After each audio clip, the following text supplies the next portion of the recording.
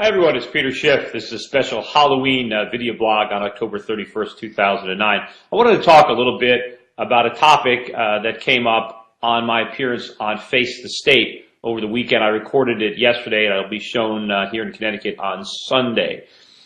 Well, right off the bat, I was given a question that I don't really think I answered properly. I think I was kind of surprised by it. I was asked, if I would have supported the GI Bill. Now, the GI Bill was enacted in 1944 as, I guess, part of Roosevelt's New Deal. And what it did is it enabled veterans returning from the Second World War to have money towards a college education. Now, my answer was I really didn't know whether I would have supported it or not. And I still don't know. I have kind of mixed feelings about it because in one way, it was a way of compensating people who had, served in the military during the Second World War, who had sacrificed quite a bit during that 4-year period for their country, and when they were returning, giving them money towards a college degree was a form of compensation. So I may have even been for it, but I still don't know because I have a lot of problems with it as well. But the person who was asking me about it, the purpose of the question was to show that government programs create wealth. He was trying to say that it was the GI Bill that created the middle class, and without the GI Bill, all this growth since the Second World War never would have taken place. And of course, it's all a bunch of nonsense. It's a liberal pipe dream. I mean, first of all, back in the 1940s, most Americans didn't go to college. And the reason they didn't go to college is because you didn't need to go to college to get most jobs. A high school degree was fine. The people who did go to college, it wasn't that expensive. I mean, either your parents paid for it, or if your parents didn't have any money, you got a job and you worked your way through college, and you graduated without debt. And that's what my father did. My father was a GI. And he was in the Korean War. But he went to college first, and so he had to pay for it himself. His parents had no money, so he got a job waiting tables over the summer, and that was enough. He graduated at the University of Connecticut in 4 years with no GI Bill and no debt.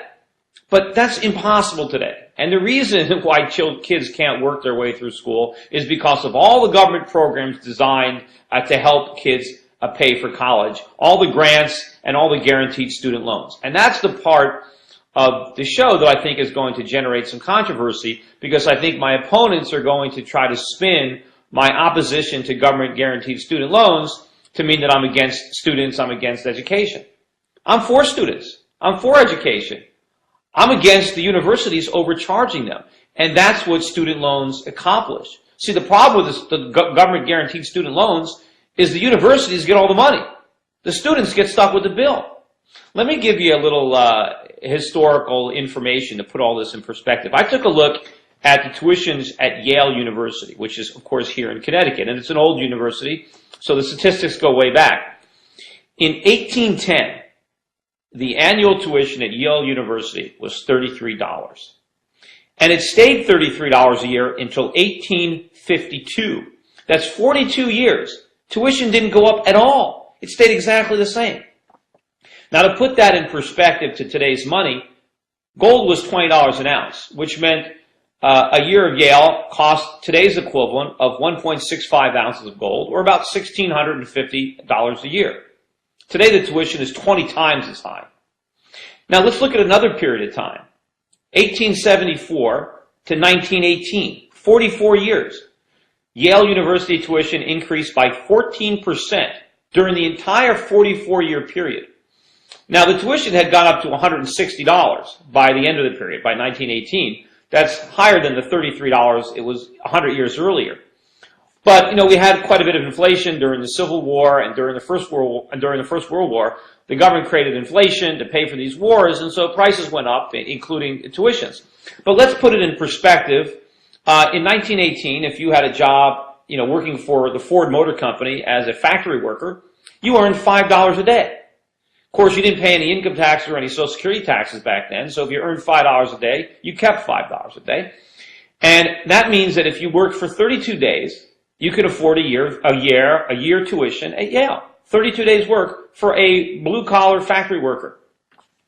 Well, let's look at what's going on with tuitions at Yale today. Today, it costs $36,500 for 1 year Yale tuition. That's up 50% in the last 10 years alone. 50%.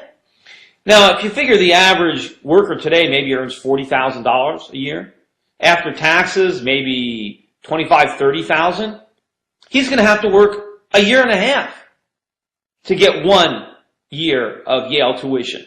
That's 10 times more than our grandparents had to work to pay for their kids' tuition at Yale University. Now, why is this? I mean, what is the difference? What has changed? Well, back in the 1800s, there was no Department of Education. There were no government scholarships or government aid or guarantees for student loans. It didn't exist. And when it didn't exist, college tuition was inexpensive and affordable.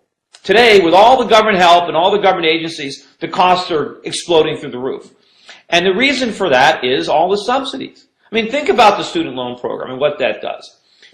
If the government didn't guarantee student loans, students couldn't borrow money to go to college. Nobody would lend it to them. It'd be too risky. They wouldn't pay it back. But with a government guarantee, lending money to a student to go to college is like buying a treasury bond. You can't lose. And so now anybody who wants to go to school has access to the U.S. government co-signing their loans. So what happens is all the students bid against each other. They compete for slots in universities with government money. And so they bid the prices up. There's no restraint. I mean, whatever the price is, they can cover it because they can get the loans. The universities know this. They have no incentive to rein in costs. Whatever they increase tuitions to, the students are going to get the money because the government's guaranteeing the debt. So prices always go up. There is no free market to rein them in. The kids don't care, and obviously the universities want to keep charging more money, so they do it. I mean, if you think about it realistically, it should be cheaper to educate kids today. I mean, after all, look at all the new technology that we have that should make educating our children less expensive. Look at the fact that so many more kids are in school today. You've got economies of scale. You've got more kids at the universities. The cost per pupil should be coming down. Why isn't it? Why isn't the free market working in education? It's because of government. And so when you have potentially my opponents in the Senate race will try to demagogue or make an issue with the fact that Peter Schiff is against student loans, it's because I'm for the student. What I'm against is exorbitant tuitions, and that's what happens because of student loans. Because remember, the money is going to the schools. The kids aren't getting the money; they're getting the bills. They have to pay the money back. I mean, what would happen if we immediately canceled government guaranteed student loans? Right? Students couldn't borrow money. Would that mean that they wouldn't go to college? That the colleges would just have empty classrooms? Of course not. The colleges would immediately have to react to this drop in demand by slashing their costs and their overheads so that they could bring tuitions down to a level where people could actually afford to go. That's what would happen. But because of all this government aid, because of all these student loans, the universities don't have to do that. They don't have to make the cuts. They don't have to bring down costs. They can keep overcharging our kids year after year because of these programs. So again, I am in favor of students. Right? What happens is the governments, they enact these programs, and now the student loans have caused tuition prices to go through the roof, and now the students think they need the loans.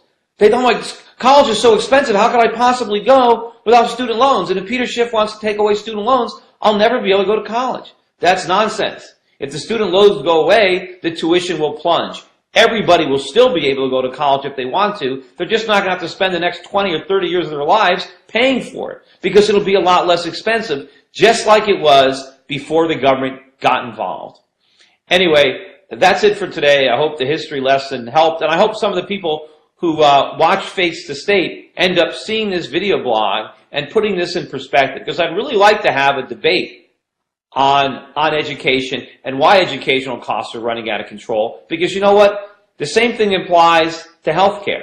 The same thing applies to anything the government gets its grubby hands on. And of course, the government gets involved in these things in order to get votes. And they try to tell people that if they get involved, they're going to make things cheaper, but they end up making things more expensive.